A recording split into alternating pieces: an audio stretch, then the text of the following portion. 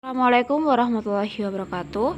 Nama saya Dewi Ratnawati dengan NIM 934205119 dari kelas Account Officer Perbankan Syariah 5C. Untuk soal UTS yang pertama yaitu, jika kalian sebagai seorang account officer, apa saja yang kalian lakukan untuk mengetahui kredit itu layak atau tidak? Analisa kredit yang benar-benar terstruktur, jelas, dan objektif bisa mengurangi potensi masalah kredit macet di Indonesia. Selain itu, nasabah juga bisa terhindar dari blacklist Bank Indonesia yang bisa merugikan bank atau bahkan jika dalam skala besar bisa berdampak masif terhadap perekonomian negara kita. Ada banyak faktor yang dipertimbangkan, meliputi analisa 5C dan analisa 5P. Untuk 5C dalam menilai kelayakan pemberian kredit adalah sebagai berikut, yaitu yang pertama, karakter atau watak, lalu yang kedua, ada kapasitas atau kemampuan, yang ketiga, ada kapital atau modal, yang keempat, ada condition atau kondisi, dan yang kelima, ada kolateral atau jaminan. Yang pertama, karakter atau watak. Untuk mendapatkan informasi terkait karakter pemohon kredit dapat diperoleh dengan cara mengumpulkan informasi dari referensi nasabah dan bank-bank lain tentang perilaku, kejujuran, pergaulan, dan ketaatannya memenuhi pembayaran transaksi. Yang kedua yaitu kapasitas atau kemampuan. Analisa kemampuan calon debitur bisa dilakukan dengan melihat komponen penghasilan calon debitur. Seorang analis kredit harus bisa memastikan pemohon kredit memiliki sumber-sumber penghasilan yang memadai untuk membayar kewajibannya sesuai jangka waktu yang telah disepakati. Lalu yang ketiga ada kapital atau modal. Analisa ini lebih ke arah aset yang dimiliki oleh calon debitur. Aset bisa dilihat dari neraca lajur perusahaan calon debitur atau hasil survei kekayaan yang dimiliki oleh calon debitur perorangan. Prinsipnya, bank tidak akan membiayai seorang calon debitur yang tidak punya modal sendiri atau kekayaan yang minim. Lalu selanjutnya ada condition atau kondisi.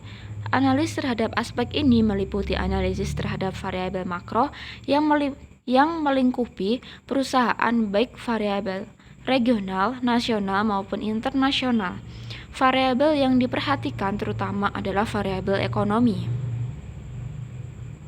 Selanjutnya, kolateral atau jaminan. Jaminan adalah solusi terakhir untuk menutup resiko kredit yang terjadi gagal bayar. Biasanya, bank hanya berani memberikan plafon pinjaman maksimal 75% dari nilai transaksi jaminan kredit.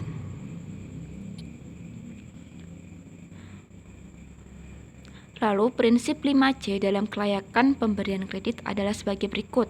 Yang pertama, personality atau kepribadian. Yang kedua, purpose atau tujuan. Yang ketiga, prospek atau potensi. Yang keempat, payment atau pembayaran. Dan yang kelima, party atau golongan.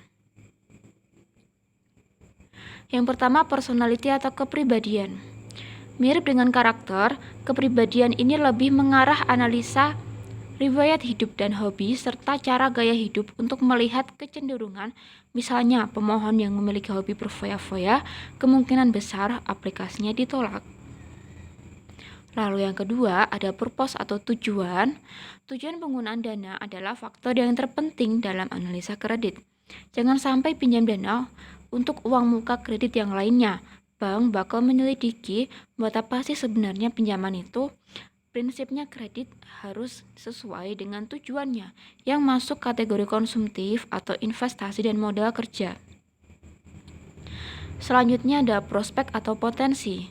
Maksudnya adalah potensi bisnis, pekerjaan, atau usaha yang dilakukan calon debitur menjadi faktor analisa penunjang kredit yang diajukan calon debitur.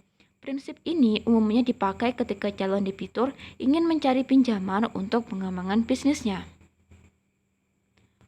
Lalu selanjutnya ada payment atau pembayaran. Analisa ini bertujuan untuk melihat dan memastikan cara pemohon membayar cicilan sampai lunas akan dipastikan.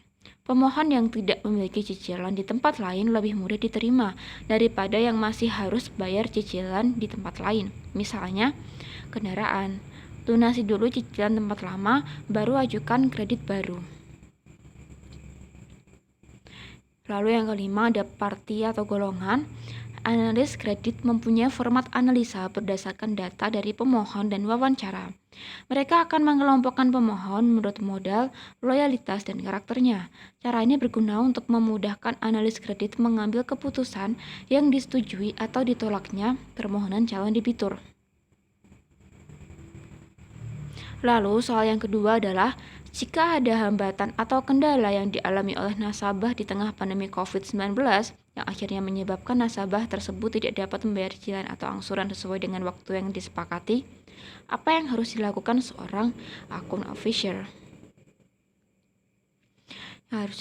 Jadi jawabannya adalah jika ada nasabah yang mengalami masalah dalam membayar angsuran, seorang account officer dapat mengambil langkah restrukturisasi. Berikut ini adalah 3 jenis restrukturisasi yang dapat diberikan pada debitur yang sedang berada dalam kondisi pembayaran angsuran tidak lancar atau macet.